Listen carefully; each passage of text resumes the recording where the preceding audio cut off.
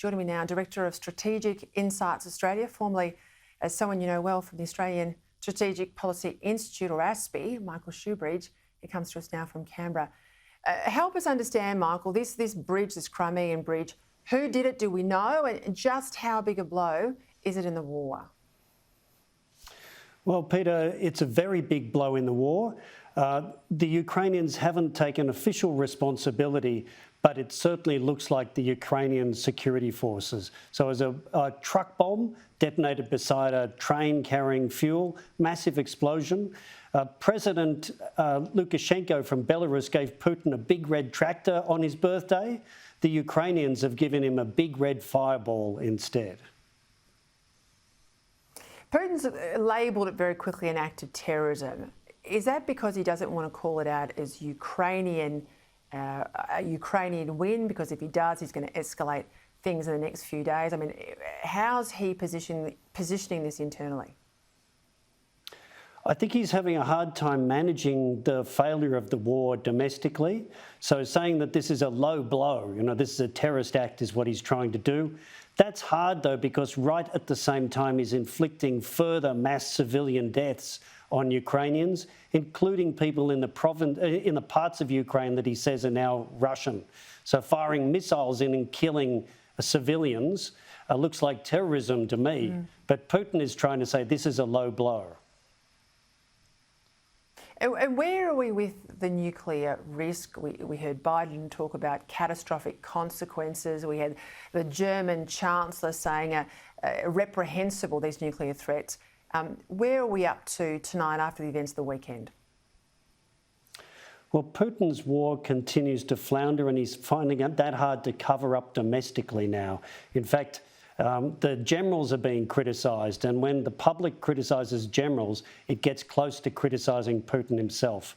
If he were to use nuclear weapons now, though, it'd be an act of failure and desperation. I think every world leader needs to remind him there's no such thing as a tactical nuclear weapon. That's a massive threshold.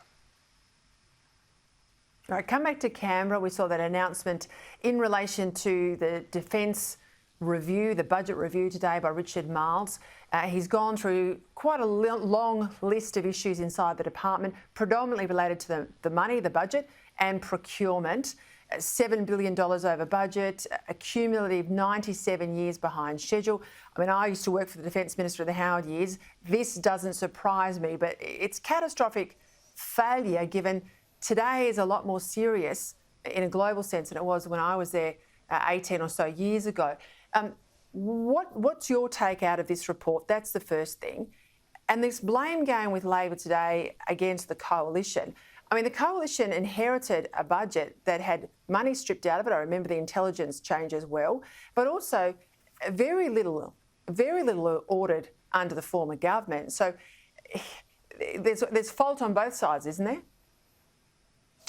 Yes, we've got to remember since 2016, the previous government delivered year-on-year real growth. They gave Defence the growing budget it said it wanted, and the current government has committed to that same growth. So it's $48 billion now, up from $34 billion back in 2016, on track to $70 billion.